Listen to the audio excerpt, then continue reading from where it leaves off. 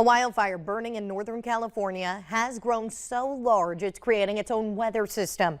The Park Fire is now one of the largest in California history, and the man suspected of sparking that blaze just days ago is due in court today. Jared Hill has more.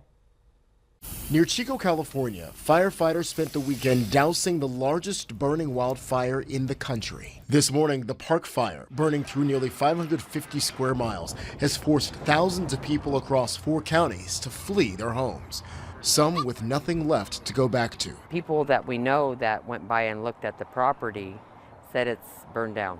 A state of emergency has been declared in 3 counties. The man authorities say is responsible for the fire is scheduled to be arraigned in court today.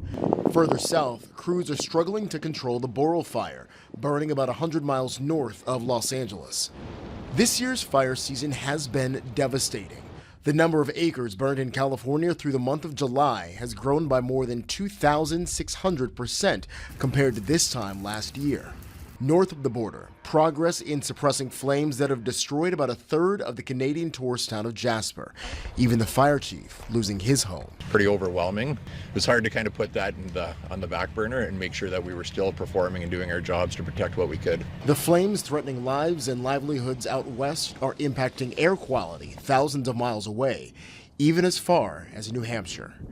Jared Hill, CBS News.